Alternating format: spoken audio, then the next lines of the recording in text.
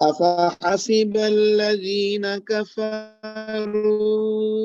أن يتخذوا عبادي من دوني أولياء إنا أعتدنا جهنم للكافرين نزلا قل هل ننبئكم بالأخسرين أعمالا الذين ضل سعيهم في الحياة الدنيا وهم يحسبون أنهم يحسنون صنعا أولئك الذين كفروا بآيات ربهم ولقائه فحبطت أعمالهم فلا نقيم لهم يوم القيامة وزنا ذلك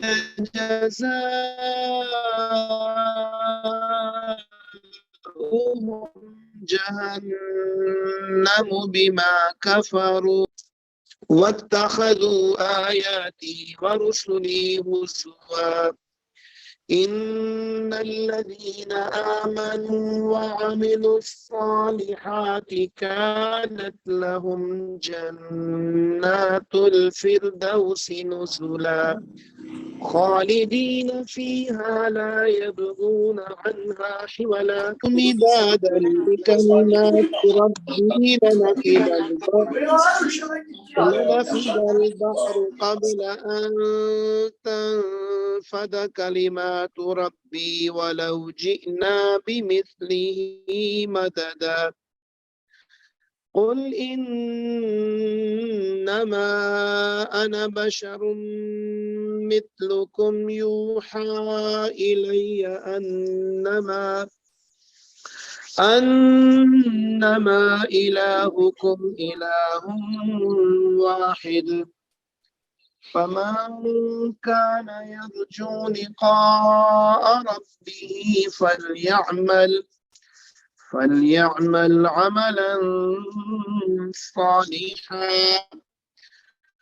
ولا يشرك بعبادة ربه أحدا.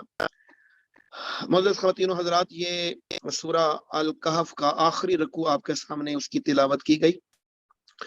اب ہم مختصراً اس کا جو ترجمہ اور اس کے جو بنیادی نکات ہے وہ پڑھ لیں گے، اور آج انشاءاللہ ہمارے مہمانوں سے بھی آپ فیضیاب ہوں گے. جیسا کہ میں نے بتایا کہ ڈاکٹر شاہد رفیق بھائی موجود ہیں، اور انشاءاللہ پروفیسر عرفان صاحب بھی آپ سے تھوڑی سی بات کریں گے اور دعا کروائیں گے. یہ جو آخری رکوع ہے اس میں 9 آیات ہیں، 102 آیت سے لے کر 110 آیات تک، اور یہ 12واں رکوع ہے سورہ الکہف کا.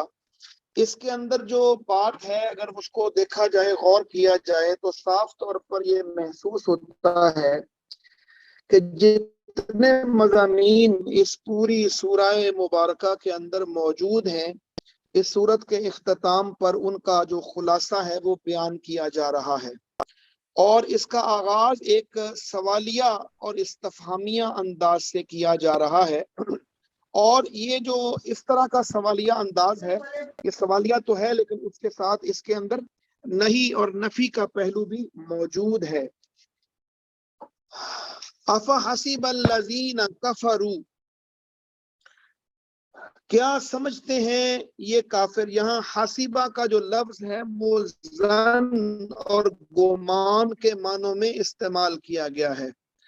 افحسب الذین کفروا ان یتخذوا عبادی من دونی اولیاء، کیا یہ لوگ جنہوں نے کفر کیا ہے وہ یہ سمجھتے ہیں کہ میرے بندوں کو میرے سوا اپنا حمایتی بنا لیں گے. اِنَّا اعتدنا جہنم للکافرین نزلا، یہ جو لوگ ہیں جنہوں نے کفر کا راستہ اختیار کیا ہے، کیا یہ خیال رکھتے ہیں کہ مجھے چھوڑ کر میرے بندوں کو اپنا کارساز اور حمایتی بنا لیں. اِنَّا اعتدنا جہنم للکافرین نزلا، اور ہم نے ایسی کافروں کی جو ضیافت ہے اس کے لیے جہنم کو تیار کر رکھا ہے۔ اب یہ جو آیت کریمہ ہے اس سے جو بات شروع ہو رہی ہے وہ یوں سمجھیں کہ بنیادی طور پر سورہ الکہف کے اندر دو چیزیں ہیں۔ پہلی بات یہ ہے کہ رسول اللہ صلی اللہ علیہ وآلہ وسلم نے اپنی قوم کو یہ دعوت دی کہ توحید خالص کو اختیار کرو، شرک کو چھوڑ دو اور اللہ کی وحدانیت کا تصور واضح کرو، اور اس کے ساتھ جتنی چیزوں کو شامل کیا گیا ہے اس سب کو ختم کر دو۔ اور دوسری دعوت رسول اللہ صلی اللہ علیہ وآلہ وسلم کی یہ ہے کہ دنیا پرستی کو چھوڑ کر آخرت پر یقین رکھو۔ یہ دنیا عارضی دنیا ہے، یہ ہمیشہ رہنے والی نہیں ہے۔ اور اصل میں تو یہ بنیادی جو تین ہی موضوعات ہیں، بنیادی عقائد جن کو اسلام کے کہا جاتا ہے، توحید، رسالت اور آخرت۔ لیکن رسول اللہ صلی اللہ علیہ وسلم کی اس دعوت کا جواب ان لوگوں نے کیسے دیا؟ بڑے بڑے سرداروں نے اپنی دولت اور شوکت کے گھمنڈ کے اندر اور تکبر کے اندر رسول اللہ صلی اللہ علیہ وسلم کی دعوت کو جھٹلایا، رد کر دیا۔ اور جو لوگ رسول اللہ صلی اللہ علیہ وسلم کی بات کو تسلیم کر رہے تھے، ان کے پیچھے چل رہے تھے، ان کا کلمہ پڑھ رہے تھے، ان کے ساتھی بن رہے تھے، اور ان کو بھی بہت ہی حقارت کے ساتھ ڈیل کیا، ظلم کیے ان کے اوپر۔ تو اب یہ آغاز ہو رہا ہے کہ جنہوں نے بھی اللہ کے علاوہ دوسروں کو اپنا معبود بنا رکھا ہے اور وہ سمجھتے ہیں کہ وہ ان کے کارساز ثابت ہوں گے، ایسا ممکن نہیں ہے، ایسا کبھی نہیں ہو سکتا۔ گویا سوال اٹھا کر توجہ یہ دلائی جا رہی ہے کہ ایسا ممکن نہیں ہے۔ اور آپ اندازہ لگائیے، اس میں اصحاب کہف کا واقعہ تھا، مکے کے سرداروں کے واقعات تھے، حضرت آدم علیہ السلام اور ابلیس کا واقعہ بھی موجود ہے، اور اس کے بعد حضرت سیدنا موسیٰ علیہ السلام اور حضرت خضر علیہ السلام کا واقعہ بھی اس صورت کے اندر پڑھا ہے آپ نے۔ اور آخری جو ہم نے رکوع پڑھا پچھلی دفعہ، اس میں ذوالقرنین بادشاہ کا واقعہ موجود تھا۔ گویا یہ جو ساری گفتگو تھی جو اس صورت کا بنیادی مضمون ہے، اس مضمون کے ساتھ ان واقعات کو بالکل ایسے رکھ دیا گیا جیسے کسی چیز کے اندر آپ خوبصورت نگینے جڑ دیں اور اس نگینوں کے ساتھ اس چیز کا پوری دعوت کو مکمل کر دیں، اور چونکہ سوالات بھی کیے تھے انہوں نے، اور انہی مضمون کو اب آخری رکوع کے اندر سمیٹا جا رہا ہے۔ قُلْ هَلْ نُنَبِّئُكُمْ بِالْأَخْسَرِينَ أَعْمَالًا۔ اللہ اکبر۔ اے محمد صلی اللہ علیہ وسلم، آپ ان سے ایک بات کہیں، اس بات کا اعلان کریں۔ حَلْ نُنَبِّئُكُمْ، کیا ہم تمہیں متنبع کریں، بتائیں ان لوگوں کے بارے میں، بالأخسرین اعمالا، جو لوگوں میں سب سے زیادہ ناکام اور نامراد لوگ ہیں۔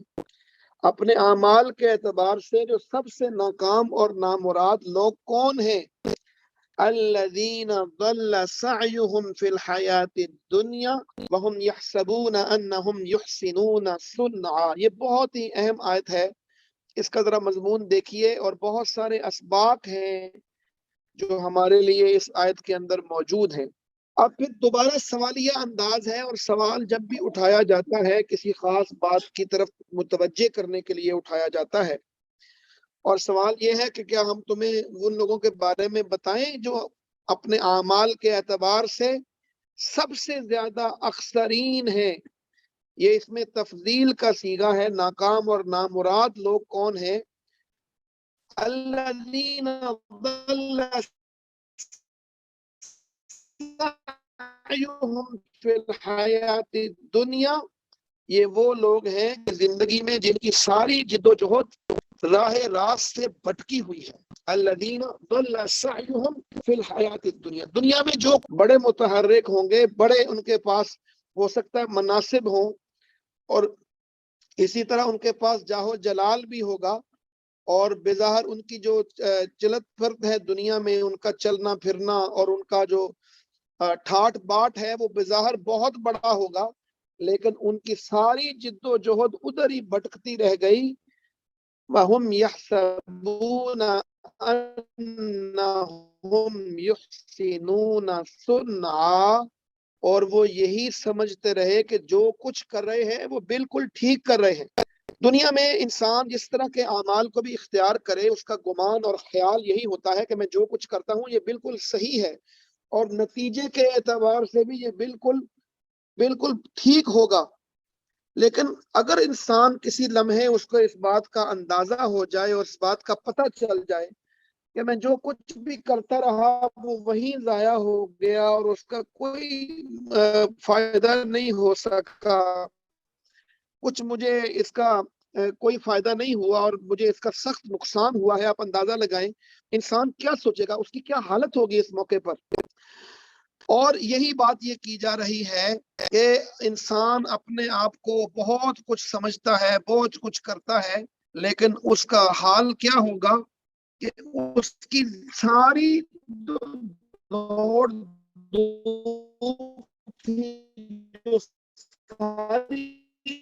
جد و جہد تھی وہ دنیا میں ضائع ہو جائی، اور اپنے غلط عام کو بھی وہ درست سمجھتا رہا، اور پھر بالآخر اس کو اس کا نقصان کا سامنا کرنا پڑا.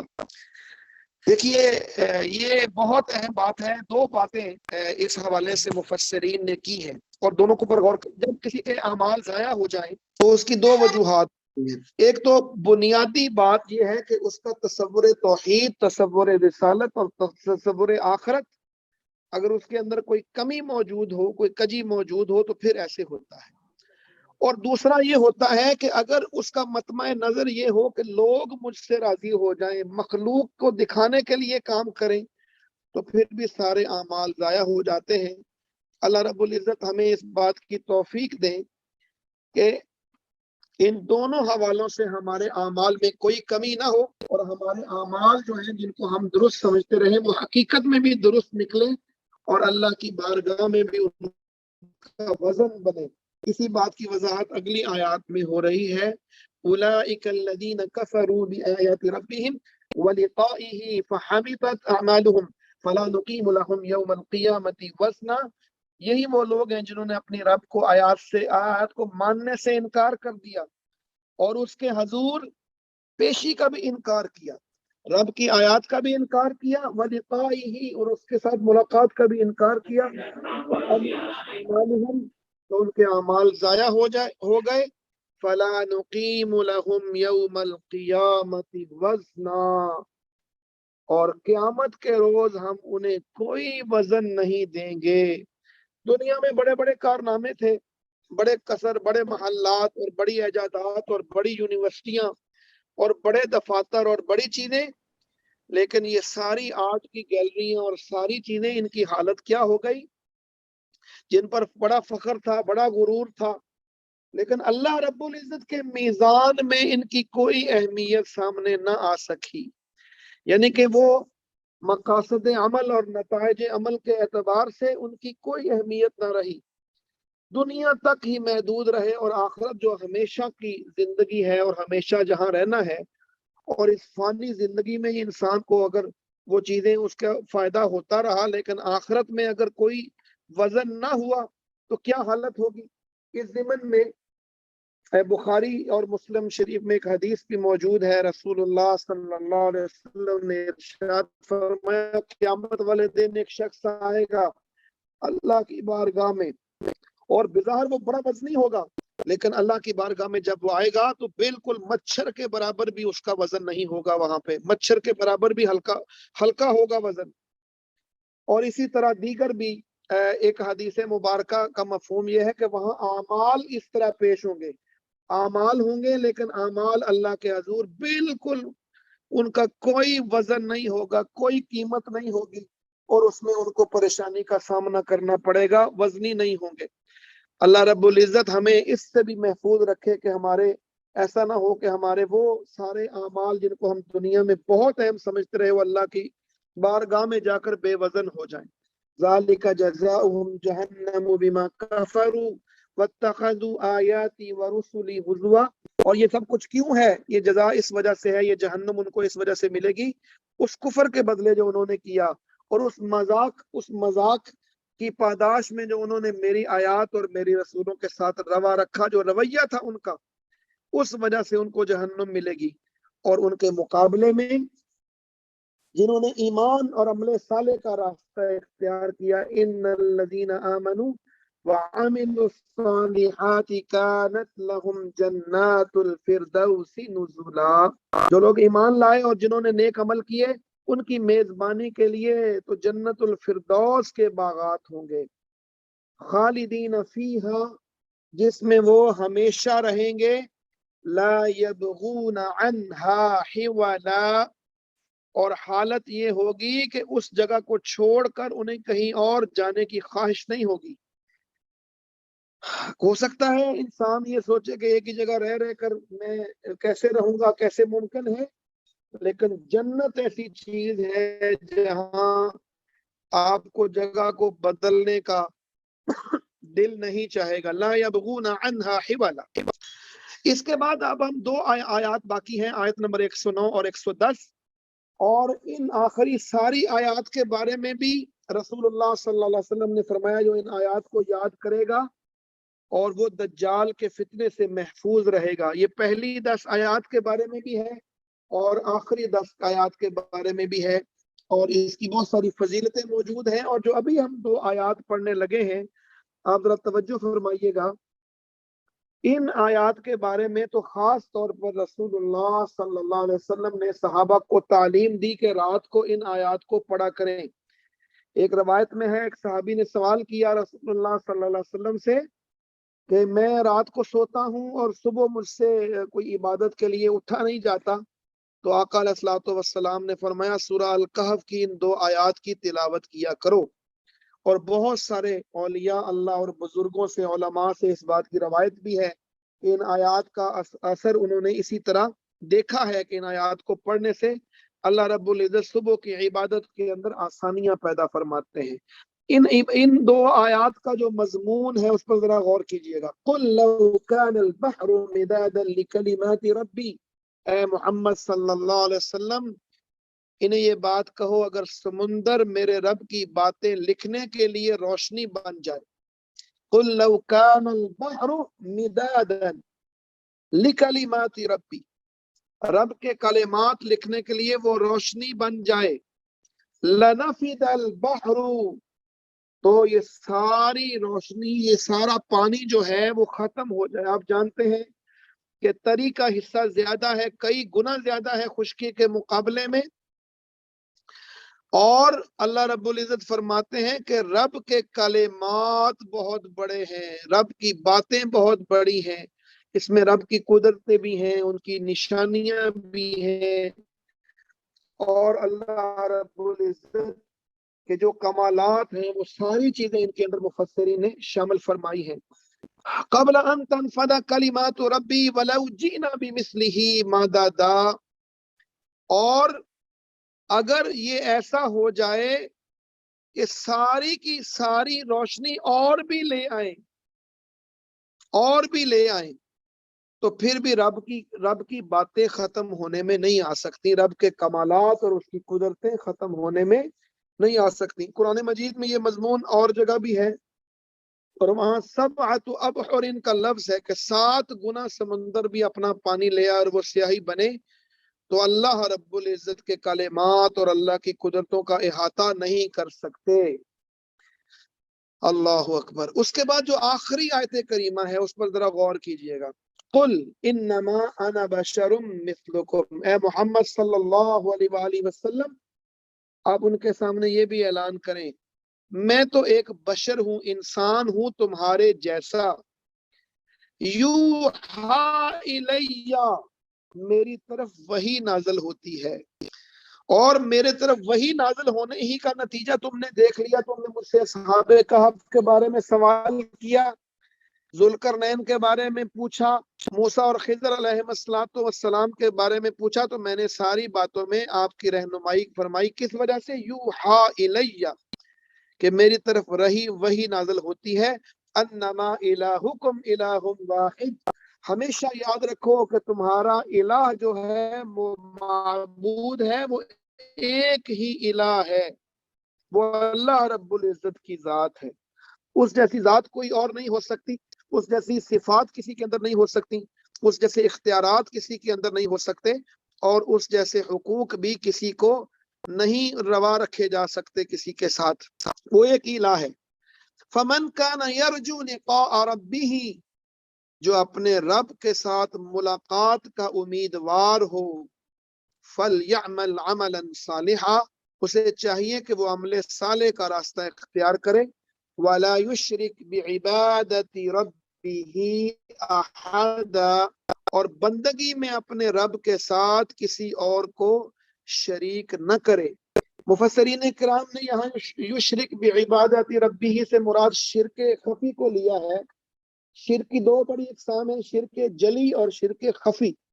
شرک جلی کہتے ہیں عبادات کے اندر کسی کو شریک کرنا، اور شرک خفی کہتے ہیں جو ہے ریاکاری کے ساتھ کسی کو اپنی عبادات کے اندر شریک کرنا۔ اللہ رب العزت ہمیں ان مضامین کو سمجھنے اور ان پر عمل کرنے کی توفیق عطا فرمائے۔ بلا تاخیر میں ڈاکٹر شاہد رفیق صاحب سے گزارش کروں گا کہ چونکہ انہوں نے بہت ہی مصروفیت کے اندر ہمیں وقت دیا ہے، کہ شاہد بھائی آپ ان شرکاء سے مخاطب ہوں، یہ مرد و خواتین ہیں، یونیورسٹی کے ٹیچر بھی ہیں، اسٹوڈنٹ بھی ہیں، اور بھی دیگر لوگ ہیں، اور یہ ہماری جو آخری کلاس کے اندر موجود ہیں۔ تو میں ڈاکٹر شاہد رفیق صاحب، نائب صدر اسلامک سرکل آف نارتھ امریکہ، بہت شکریہ کے ساتھ ان کو دعوت دوں گا کہ وہ اس حوالے سے اپنی گفتگو کا آغاز فرمائیں۔ ڈاکٹر شاہد رفیق پر۔ جی السلام علیکم۔ وعلیکم السلام۔ اعوذ باللہ من الشیطان الرجیم، بسم اللہ الرحمن الرحیم۔ وما اوتیتم من العلم الا قلیلا رب اشرح لی صدری ویسر لی امری واحلل عقدۃ من لسانی یفقہوا قولی۔ اللہم ارنا الحق حقا وارزقنا اتباعہ وارنا الباطل باطلا وارزقنا اجتنابہ، آمین یا رب العالمین۔ جزاک اللہ خیراً کہ آپ نے مجھے اس پروگرام میں دعوت دی آنے کی۔ سورہ کہف کہ جو قرآن کی بہت اہم سورہ ہے، کہ جس کے بارے میں نبی پاک صلی اللہ علیہ وسلم نے فرمایا کہ ہر جمعے کو اسے پڑھا کرو تو تم دجال کے فتنے سے محفوظ رہو گے۔ میں اس پر کافی غور کرتا ہوں کہ یہ بات آپ صلی اللہ علیہ وسلم نے دجال کے فتنے کے حوالے سے کیوں کہی۔ ہمارے ایک بہت معروف مفکر پاکستان کی، انہوں نے ایک بات کہی کہ اصل میں دجال، یہ دجل جو لفظ ہے جسے ہم کہتے ہیں ڈسیپشن، دھوکہ، ہر زمانے کا اپنا ایک دجل ہے، اپنا ایک ڈسیپشن ہے، اپنا ایک دھوکہ ہے۔ اس سورہ کے اندر وہ بنیادی تعلیمات دی گئی ہیں کہ انسان اگر ان بنیادی تعلیمات کو سمجھ لے تو وہ اپنے زمانے کے دجل سے، فتنے سے، دھوکے سے، ڈسیپشن سے بچ سکے گا۔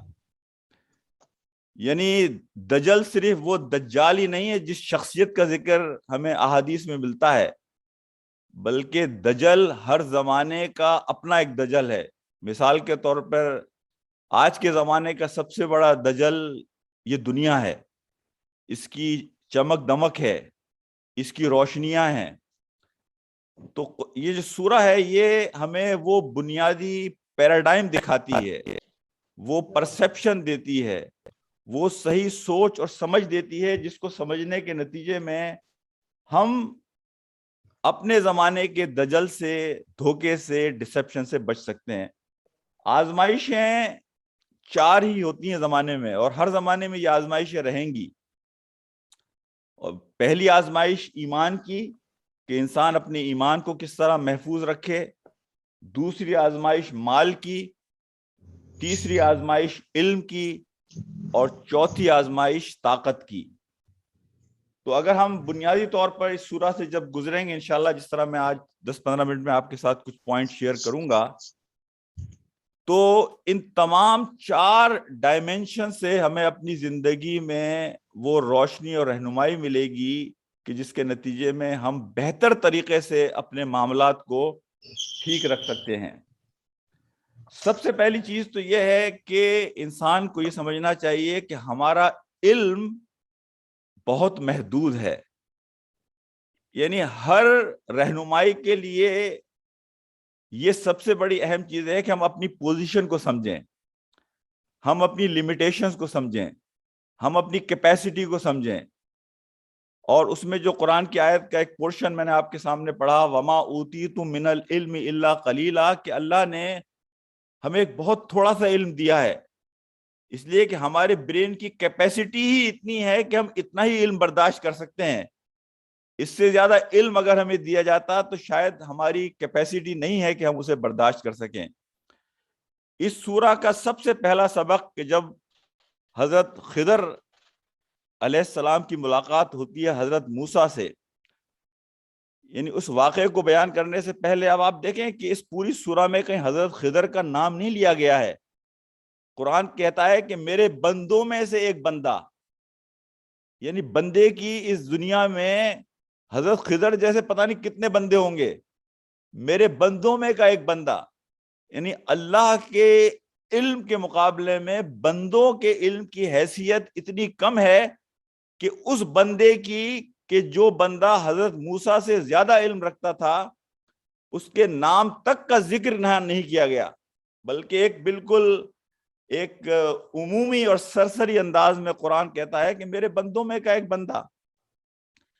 جب حضرت خضر کی ملاقات ہوتی ہے حضرت موسیٰ علیہ السلام سے، جہاں دو سمندروں کا ملاپ ہے، وہاں علم کے دو سمندروں کا ملاپ ہے، اور وہاں ایک چھوٹا سا پرندہ آ کر ایک بوند پانی لے کر اڑتا ہے، اور حضرت خضر اس سے کہتے ہیں کہ دیکھو موسیٰ، تمہارے علم اور میرے علم کا معاملہ یہ ہے جیسے سمندر کا پانی، اور ہمارا علم اتنا بھی نہیں ہے جتنا یہ پرندہ ایک بوند اپنی چونچ میں لے کر اڑ گیا۔ تو یہ جو سب سے پہلی چیز ہے سورہ کی، جو کہ تمام واقعات میں بڑی نمایاں ہے، وہ ہے ہمبلنس، وہ ہے عاجزی، وہ ہے انکساری، وہ ہے اپنی حیثیت کو سمجھنا، وہ ہے اپنی لیمیٹیشنز کا خیال رکھنا کہ ہماری لیمیٹیشنز اور کیپیسٹی چیزوں کے اندر کیا ہے۔ اس میں اگلی بات میں یہ بات کروں گا یہاں پر کہ حضرت خضر کے واقعے میں جو ایک بات ہمیں ملتی ہے بڑی اہم، وہ یہ ہے کہ اللہ کے ہر کام میں خیر ہے، یعنی بظاہر ہم چاہے چیزوں کو سمجھیں یا نہ سمجھیں، لیکن اللہ سبحانہ و تعالی جو بھی کام کرتے ہیں اس میں خیر ہے، وہ ہمارے سمجھ میں نہیں آتی۔ اب یہاں جو واقعہ حضرت خضر اور حضرت موسیٰ کا ہے اس میں تین پہلو ہیں۔ پہلا پہلو یہ ہے کہ انہوں نے، ایک آدمی نے ان کے ساتھ فیور کیا، بھلائی کی، اور انہوں نے اس کے ساتھ برائی کر دی، اس کی کشتی میں سوراخ کر دیا۔ دوسرا واقعہ ہمیں ملتا ہے کہ ایک آدمی نے نہ ان کے ساتھ کوئی بھلائی کی نہ ان کے ساتھ برائی کی، حضرت خضر نے ظاہری طور پر اس کے ساتھ برا کر دیا، بچے کو مار دیا۔ تیسرے واقعے میں لوگوں نے ان کے ساتھ برائی کی، لیکن اس برائی کے بدلے میں انہوں نے بھلائی کی۔ اچھا، زندگی میں آپ یہ دیکھیں کہ معاملات کے یہی ڈائمینشنز ہوتے ہیں کہ یا تو کسی نے آپ کے ساتھ برائی کی، اب آپ اس کو بدلہ کیسے دیں، اور اگر کسی نے آپ کے ساتھ بھلائی کی تو اس کا بدلہ آپ کیسے دیں۔ تو یہی ڈائمینشن زندگی کے اندر چیزوں کے ہوتے ہیں۔ لیکن اہم چیز یہ ہے کہ ان سارے واقعات میں ظاہری نظر، یعنی ایک نبی کی، اور نبی بھی وہ جو جلیل القدر انبیاء میں سے ہے، یعنی ان کی نظر بھی اس چیز کی طرف نہیں جاتی کہ جو اس چیز کی جو واقعہ پیش آ رہا ہے اس کی حقیقت ہے۔ تو اللہ سبحانہ و تعالیٰ یہاں ہمیں یہی بات بتانا چاہتے ہیں کہ جو چیز تم اس لمیٹڈ نالج اور انفارمیشن کی بیس پر دیکھتے ہو اور ایک ججمنٹ پاس کرتے ہو، وہ تمہارا ججمنٹ اس لیے نقص پر مبنی ہوتا ہے، فالٹ پہ مبنی ہوتا ہے، مکمل نہیں ہوتا کہ تمہارے پاس علم محدود ہے، لہٰذا تمہیں ٹرسٹ کرنا پڑے گا، بھروسہ کرنا پڑے گا، اعتماد کرنا پڑے گا۔ اچھا، دین تو نام ہی اعتماد کا ہے، دین تو نام ہی بھروسے کا ہے، دین تو نام ہی اس چیز کا ہے، دین کسی فلسفے کا نام نہیں ہے، دین کسی دلیل کا نام نہیں ہے، بلکہ دین ایک خبر کا نام ہے، اور وہ خبر دینے والے پر ایمان کا نام ہے۔ خبر دینے والے محمد صلی اللہ علیہ وسلم ہیں، اور یہ دین یہ ہے کہ ہم نبی پاک صلی اللہ علیہ وسلم پر آنکھیں بند کر کر ایمان لے کر آئیں۔ زندگی میں اکثر جو مسائل ہمارے ساتھ پیش آتے ہیں ان میں ہمارا یہی مسئلہ ہوتا ہے کہ ہم یہ سوچتے ہیں کہ یہ کیوں ہو رہا ہے، اور میرے ساتھ یہ کیوں ہو رہا ہے، دنیا میں جو کچھ بھی ہو رہا ہے یہ کیوں ہو رہا ہے اور میرے ساتھ کیوں ہو رہا ہے۔ اس سوال کا جواب ہمیں اس سورہ میں حضرت خضر اور حضرت موسیٰ علیہ السلام کے واقعے سے ملتا ہے۔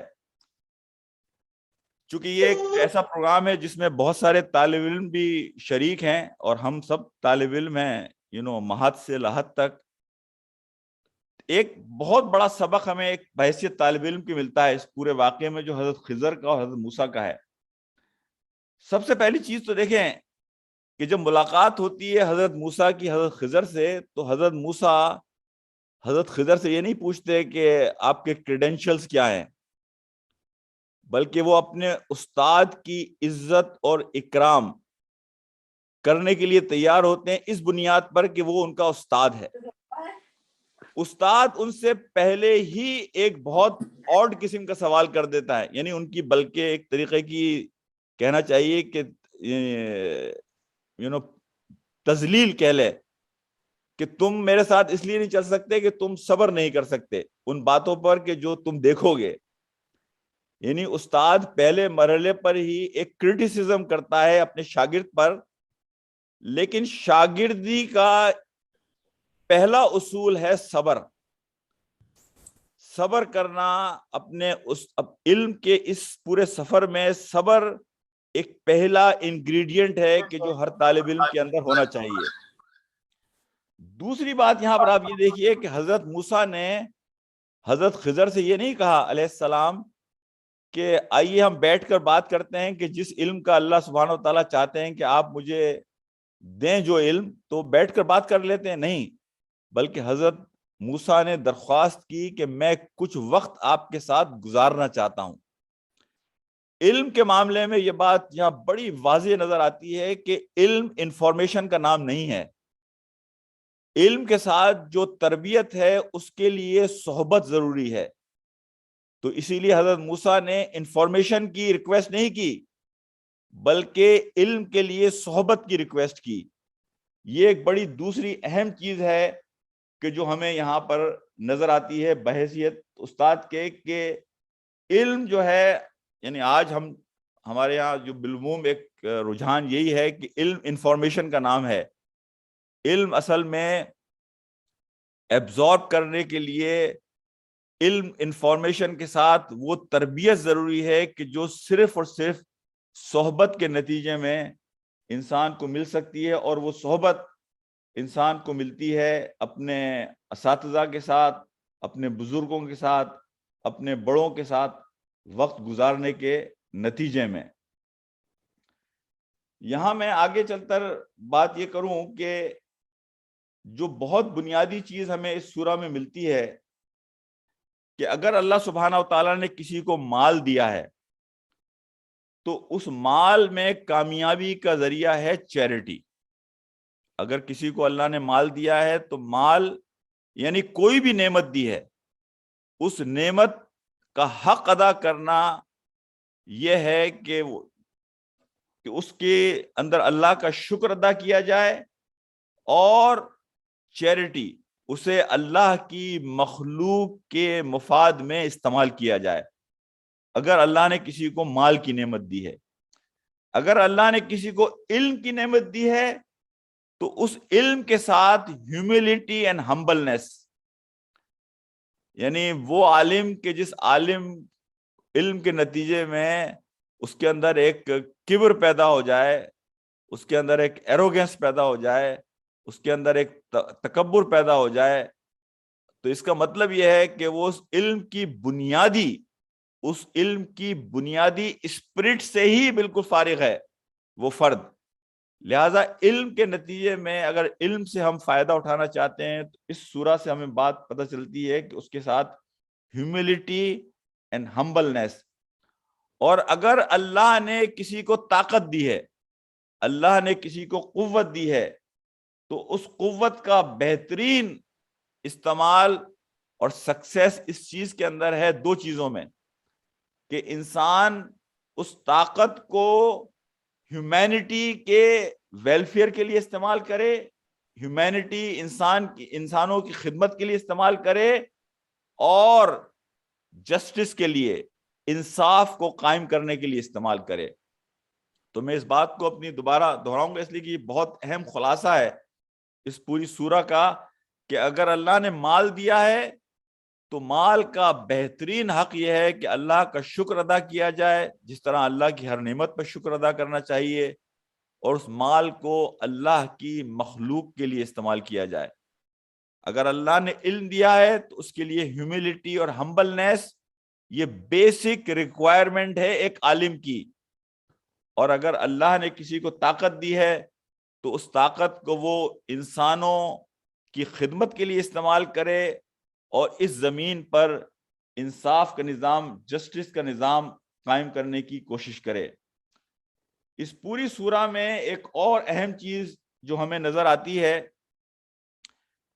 کہ اللہ کی کمانڈ اگر کسی چیز کے بارے میں آ جائے تو اللہ کی کمانڈ کو پورا کرنے میں کوئی کمپرومائز نہیں ہے.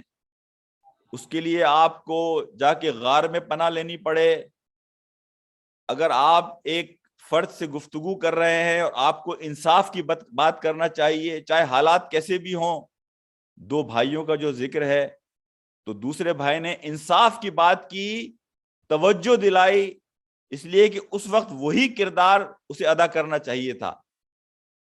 اور ہم حضرت خضر کے پورے واقعے میں یہ بات کو دیکھتے ہیں کہ انسان کو جہاں جو کمانڈ اللہ کی ہے، اللہ کی کمانڈ یہ ہے کہ کشتی میں سوراخ کیا جائے، اگر اللہ کی کمانڈ یہ ہے کہ اس بچے کو ہلاک کیا جائے، اگر اللہ کی کمانڈ یہ ہے کہ اس دیوار کو دوبارہ سے کھڑا کر دیا جائے، تو اللہ کی کمانڈ کو میں ایز اٹ از فالو کروں گا، چاہے وہ چیز میرے لیے کوئی سینس پیدا کر رہی ہو یا نہیں. اللہ کی کمانڈ کو پورا کرنا میری اول ترجیح ہوگی.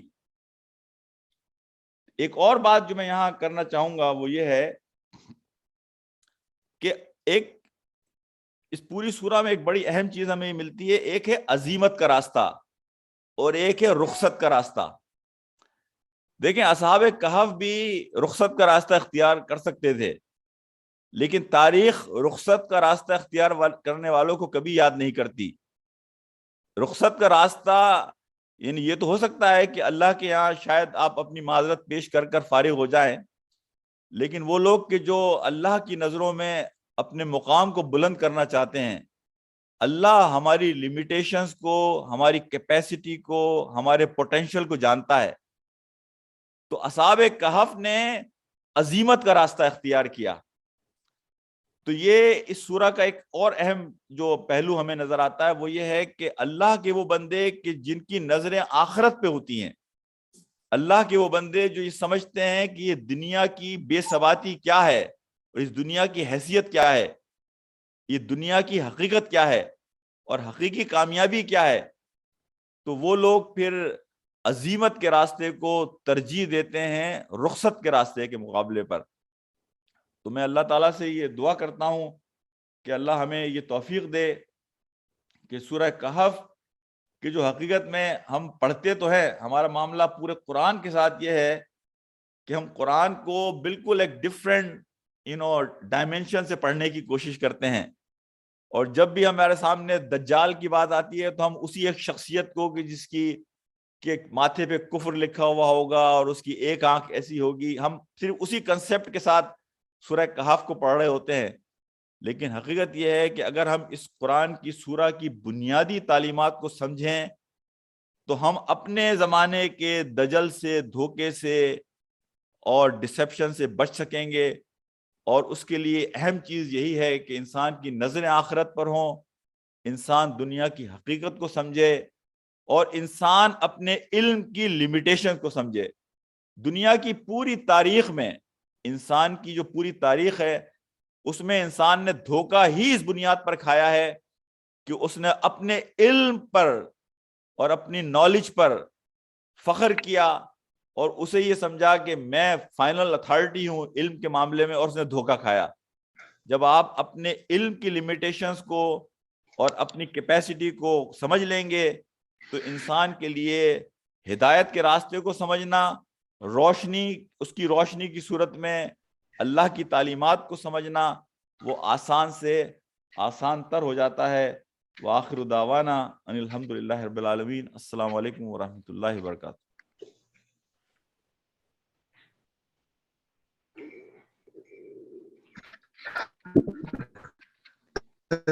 جزاکم اللہ خیرن،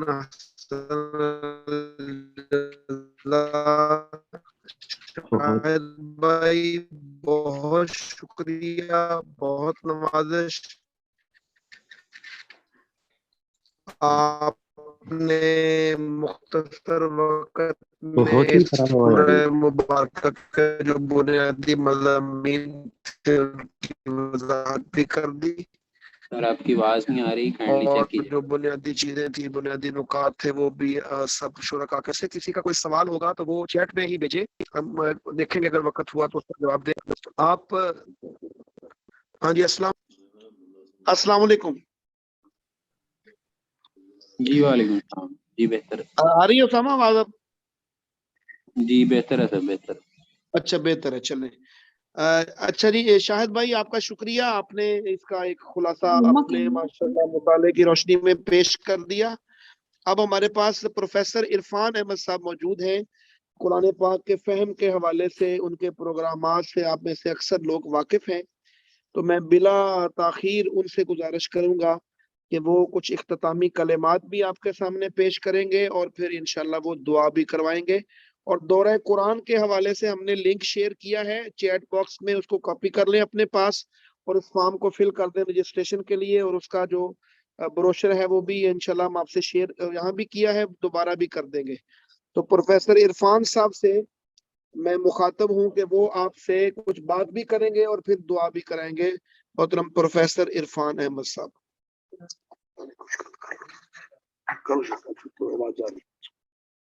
بسم اللہ الرحمن الرحیم۔ السلام علیکم ورحمۃ اللہ وبرکاتہ۔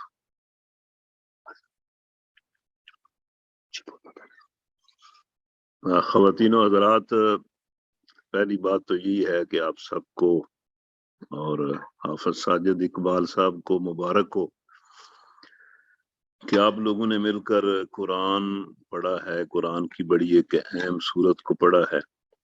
اللہ تعالیٰ اس کے واسطے سے آپ کو ہدایت بھی نصیب کرے اور دنیا اور آخرت کی برکات بھی عطا کرے۔ قرآن ویسے تو غیر معمولی چیز ہے، اس میں پتہ نہیں کیا کیا برکتیں اور بھلائیاں اللہ تعالیٰ نے رکھی ہیں، لیکن بہرحال اس کا خلاصہ تو یہی ہے کہ قرآن ہدایت بھی ہے اور برکت بھی ہے۔ تو جو قرآن آپ نے پڑھا ہے، اللہ تعالیٰ آپ سب کو اس کے ذریعے ہدایت بھی نصیب کرے اور برکت بھی نصیب کرے۔ اور دوسری بات یہ ہے کہ قرآن کے مفہوم کو بندہ بیان کرے، بیان کرتا چلا جائے، خواہ اس کو کتنا بیان کر لے، پھر بھی قرآن کی تشریحات تو مکمل نہیں ہوتی۔ تو میرے ذمہ تو آپ صاحب نے یہ بات، یہ میرے ذمہ تو یہ لگا ہے کہ میں آپ کے سامنے اس موقع پر، بابرکت موقع پر آپ کے سامنے دعا کروں، ہم سب لوگ اللہ سے عاجزی کے ساتھ کچھ عرض کریں، اس سے کچھ مانگیں۔ لیکن ساتھ ہی انہوں نے کہا ہے کہ کوئی بات بھی کریں، تو میرا خیال ہے اس صورت میں تو شروع سے لے کر آخر تک جو مضامین ہیں، اگر انہی مضامین کے ساتھ دعا کی جائے تو بہت بڑی دعا۔ پہلی بات اس صورت میں یہ ہے کہ یہ قرآن بڑا سیدھا سادہ ہے، اس میں کوئی پیچیدگی نہیں ہے، کوئی ٹیڑھ نہیں ہے۔ پہلی بات ہی سورہ کاف میں یہ ہے۔ اور یہ بات بالکل ٹھیک ہے کہ اس کو بڑی سادگی سے اور بڑی بے تکلفی سے سمجھنا چاہیے، اور اس سے بڑی بے تکلفی سے درس حاصل کرنا چاہیے۔ دوسری بات اللہ تعالیٰ نے اس میں یہ بیان کی ہے کہ یہ ساری دنیا اور اس کی زینتیں جو ہیں یہ آزمائش ہیں۔ سب کچھ ہم نے اس لیے بنایا ہے کہ ہم یہ دیکھنا چاہتے ہیں کہ کون عمل صالح کرتا ہے۔ پھر اس میں مشہور واقعہ اصحاب کہف کا ہے، اور اصحاب کہف کے واقعے میں ایک ہی سبق ہے کہ بھئی حق پر ڈٹ جاؤ، اور اس طرح ڈٹ جاؤ کہ تم میں کوئی کمزوری ظاہر نہیں ہونی چاہیے، اور اگر تم اس طرح باطل کے مقابلے میں حق پر ڈٹ جاؤ گے، استقامت کا مظاہرہ کرو گے، تو اللہ تعالیٰ بڑے عجب انداز سے تمہاری مدد کرے گا، جس طرح اس نے ان نوجوانوں کی مدد کی جن کو ہم اصحاب کہف کہتے ہیں۔ اس کے بعد پھر اس میں یہ بات ہے کہ 3 کام جو بندہ کرتا ہے وہ کامیاب ہے، اور وہ کامیابی کے راستے پر چلتا ہے۔ ایک یہ کہ وہ قرآن کی تلاوت کرتا رہے، قرآن سے جڑا رہے، اور دوسرا نیک اور صالح لوگوں سے جڑا رہے، اور تیسرا دعوت کا کام کرتا رہے۔ یعنی یہ 3 چیزیں سورہ کہف میں ایک جگہ بیان ہوئی ہیں، بھئی تلاوت کرو، قرآن کو پڑھتے رہو، سمجھتے رہو، نیک اور صالح لوگوں سے جڑے رہو، اور تیسری بات یہ کہ لوگوں کو حق کی طرف لاتے رہو۔ اس کے بعد پھر اس صورت میں ایک اور بات ہے کہ بھئی ایک مثال سے اللہ تعالیٰ نے سمجھایا ہے کہ اللہ تمہیں جو کچھ دے اس پر اس کا شکر ادا کرو، تکبر نہ کرو، غرور نہ کرو، نہ شکری نہ کرو۔ نہ شکری کرو گے تو جو کچھ اللہ نے تمہیں دیا ہے اس کو وہ تم سے واپس لے لے گا، جس طرح وہ باغ والوں کی مثال ہے کہ ایک بندے نے نہ شکری کی تو اللہ تعالیٰ نے راتوں رات اس کے باغ کو جلا کر رکھ دیا۔ اس کے بعد پھر اس صورت میں ایک بڑی جامع بات اللہ نے کہی ہے کہ یہ مال اور اولاد جو ہے یہ دنیا کی زینت ہے، اصل چیز جو ہے وہ نیکی ہے جو باقی رہے گی، اس لیے نیکیاں سمیٹو۔ مال اور دولت جس کو تم سمیٹتے ہو وہ سمیٹنے والی چیز نہیں ہے، نیکیاں سمیٹنے والی چیز ہے۔ والباقیات الصالحات، کہ نیکیاں کرو، نیکیاں ہی باقی رہیں گی اور وہی تمہیں فائدہ دیں گی۔ اس کے بعد پھر اس صورت میں اللہ تعالیٰ نے پھر شیطان مردود سے الرٹ رہنے کی تلقین کی ہے کہ اس سے ہوشیار رہو، وہ تمہارا ازلی دشمن ہے اور تمہیں گمراہی کے راستے پر ڈالے گا۔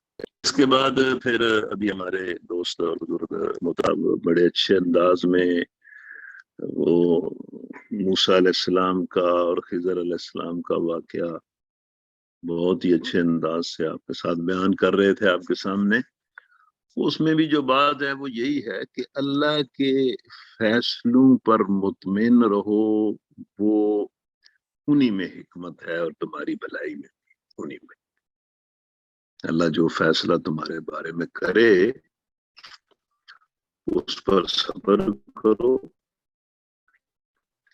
اور اللہ تعالیٰ کے فیصلے کو اپنے حق میں خیر ہی سمجھو، اسی میں خیر۔ اور بلا شبہ مومن کے بارے میں اللہ جو فیصلے کرتا ہے وہ بظاہر اگر ناگوار بھی ہوں تو ان میں حکمت بھی ہوتی ہے اور بھلائی بھی ہوتی ہے۔ یہ جو قرآن مجید کا رکوع ہے یہ اہل ایمان کو بڑا حوصلہ دیتا ہے کہ ان پر اگر دنیا کی زندگی میں کوئی مصیبت آئے تو وہ اگر اللہ تعالیٰ کے فیصلے کی حقیقت کو سمجھیں، اس پر مطمئن ہوں، تو انہیں بڑا حوصلہ ہوتا ہے، اور اس رکوع نے حوصلہ ہی دیا ہے۔ اس کے بعد پھر ذوالقرنین کا قصہ ہے، وہ بھی بڑا عجیب قصہ ہے۔ ایک تو امت کے نوجوانوں کو اللہ تعالیٰ یہ ایک دعوت دے رہا ہے کہ جس طرح میرے کچھ بندوں نے بڑے بڑے کام کیے ہیں، تم بھی زندگی میں کوئی بڑا کام کرو میری راہ میں۔ وہ بھی تو ایک میرا بندہ تھا نا جس نے ساری دنیا فتح کر لی تھی، اس کے بھی یہی دو ہاتھ تھے، یہی دو آنکھیں تھیں، یہی ایک زبان تھی، لیکن اس ایک بندے نے کام کیا کہ شاید ہی دنیا میں کوئی اتنا بڑا فاتح ہوا ہو جتنا وہ تھا۔ اور دوسرا اس ذوالقرنین کے واقعے میں یہ بات ہے کہ اللہ کا بندہ بڑی سے بڑی بھی کامیابی حاصل کر لے تو اس کو وہ اپنا کارنامہ نہیں سمجھتا۔ اس لیے ذوالقرنین نے پوری دنیا فتح کرنے کے بعد اور پھر ایک عجیب و غریب دیوار بنانے کے بعد کہا کہ ھذا رحمت من ربی، یہ میرے رب کی رحمت ہے۔ یہ بہت قیمتی اس کا جملہ ہے کہ انسان بطور خود کچھ بھی نہیں کر سکتا، اور یہ واقعی تجربے اور مشاہدے کی بات ہے۔ بارہا ہم اس کو اپنی زندگی میں محسوس بھی کرتے ہیں کہ یہ دنیا اور یہ سب کچھ جو ہے یہ سارا اللہ کی گرفت اور اس کے قبضے میں ہے۔ جو کچھ جس کو ملتا ہے وہ اللہ کی عطا ہوتی ہے۔ جس طرح پچھلے دنوں ایک دوست کسی شعر کا مصرع پڑھ رہے تھے کہ ہر دعویٰ خطا ہے اور ہر حاصل عطا ہے۔ کہ کوئی بندہ دعویٰ کرے نا کہ میں نے یہ کیا تو یہ خطا ہے، یہ غلطی ہے، یہ ٹھیک بات نہیں ہے۔ ٹھیک بات یہ ہے کہ ہر حاصل عطا ہے، جو بھی کسی کو ملتا ہے وہ اللہ کی عطا ہوتی ہے۔ تو ذوالقرنین کو اللہ نے بہت کچھ دیا تو اس نے تسلیم کیا کہ مجھے اللہ ہی نے دیا۔ اس کے بعد پھر سورت کا آخری رکوع، یہ بہت جامع سورت ہے۔ اگر اس کو پہلی آیت سے لے کر آخری آیت تک پڑھیں تو اس میں بڑی حکمت کی باتیں ہیں۔ یہ تو ویسے میں ایک خلاصے کے طور پر، حالانکہ آپ نے پوری سورت پڑھی ہے، بڑی تفصیل سے پڑھی ہے، شاید کہ اس کی اس طرح ضرورت تو نہ ہو، لیکن حافظ صاحب نے چونکہ بات کی ہے کہ کوئی بات بھی کر دیں تو یہ سورت تو کمال ہے۔ اس کی پہلی آیت سے لے کر آخری آیت تک اس میں بڑا ہی حکمت کی بڑی باتیں ہیں، اور بڑا ایمان، بندے کے ایمان میں یہ بڑا رسوخ پیدا کرتی ہے، ایمان کے اعتبار سے بندے کو بڑا مضبوط کرتی ہے یہ سورت۔ اب اس کا جو آخری رکوع ہے ذوالقرنین کے واقعے کے بعد، اس میں اللہ نے بڑی عجیب بات کہی ہے کہ اے نبی ان کو بتاؤ کہ میں تمہیں بتاؤں کہ سب سے زیادہ خسارہ پانے والا کون شخص ہے۔ تو اس میں پھر نبی صلی اللہ علیہ وسلم نے جو بات اللہ کی طرف سے کہی ہے وہ یہ ہے کہ جو کامیاب دنیا دار ہوتا ہے نا وہ سب سے زیادہ خسارہ پاتا ہے۔ یعنی آیت کے الفاظ یہ ہیں کہ وہ لوگ جن کی ساری کوشش اس دنیا کو حاصل کرنے میں لگ جاتی ہے اور پھر وہ چونکہ کامیاب ہوتے ہیں اور سمجھتے ہیں کہ میں ٹھیک کر رہا ہوں، وہ سب سے زیادہ ناکام۔ اور پھر آخر میں اللہ تعالیٰ نے پھر لوگوں کو اپنی طرف متوجہ کیا ہے کہ دیکھو اللہ کی جو قدرتیں ہیں، اس کی جو باتیں ہیں، اللہ کی جو ذات ہے وہ غیر معمولی ہے۔ مثلا دیکھیں اس صورت میں اللہ فرماتا ہے کہ بھائی اگر 2 سمندر سیاہی بن جائے اور اس سیاہی سے اللہ کی باتیں تم لکھنا شروع کر دو تو سیاہی ختم ہو جائے گی، اللہ کی باتیں ختم ہو جائیں گی۔ یہ ایک تمثیل ہے۔ تو بہرحال اللہ تبارک و تعالیٰ آپ سب لوگوں کو اس صورت کے مطالعے کے ذریعے بھی برکتیں نصیب کرے اور مزید قرآن کو پڑھنے کی آپ سب کو توفیق دے۔ میں پھر دوبارہ آپ سب لوگوں کو بھی اور حافظ صاحب کو بھی مبارکباد دیتا ہوں کہ یہ قرآن مجید کے مطالعے کا کام، اس کو پڑھنے اور سننے کا کام اللہ تعالیٰ نے آپ سے لیا ہے، تو اللہ تعالیٰ آپ کو اس کا اجر عطا فرمائے، دنیا اور آخرت کے فائدے نصیب کرے۔ تو آخر میں یہ چند دعائیہ کلمات ہم پڑھ لیتے ہیں. الحمدللہ وکفا والسلام علی عبادہ الذین اصطفیٰ.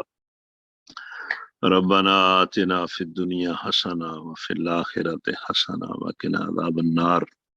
یا اللہ ہم تیرے بندے ہیں، گواہی دیتے ہیں کہ تیرے سوا کوئی معبود نہیں ہے، اور گواہی دیتے ہیں کہ محمد صلی اللہ علیہ وسلم تیرے بندے، رسول اور آخری نبی ہیں. یا ارحم الراحمین ہمیں بندگی کے ذریعے دنیا کی حسنہ بھی عطا فرما اور آخرت کی حسنہ بھی عطا فرما. اللہم زدنا ولا تنقصنا واکرمنا ولا تہنا وآتنا ولا تحرمنا وآثرنا ولا تؤثر علینا وردنا ورد عنا.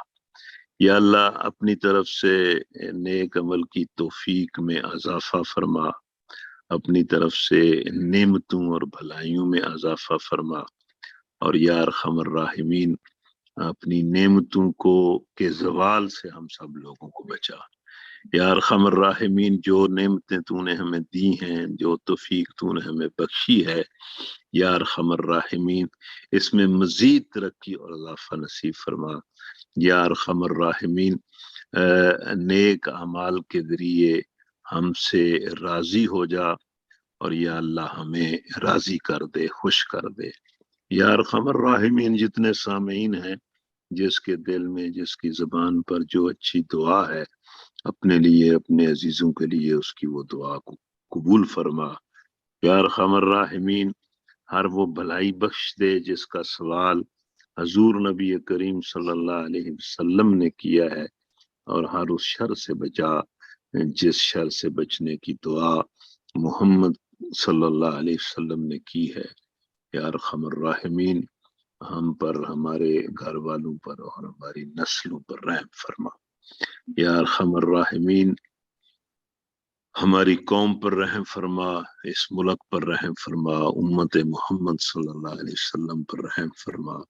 یا اللہ اپنی بندگی اور اپنے راستے میں جہاد کے ذریعے اس امت کی عزت کو بحال فرما. یا اللہ جو اس پروگرام میں پڑھا گیا ہے، جو ہم سب لوگوں نے سمجھا ہے، یا اللہ اس پر عمل کی توفیق نصیب فرما. ہمارے ذہن کو بھی ایمان کے اعتبار سے مضبوط فرما، اور ہمارے اعمال کو بھی اعمال صالحہ کے ذریعے مضبوط فرما. ہمیں ذہنی اور عملی طور پر مضبوط اور یکسو مسلمان بنا. آمین. اللہم صلی وسلم علی نبینا محمد وعلی آلہ وصحبہ.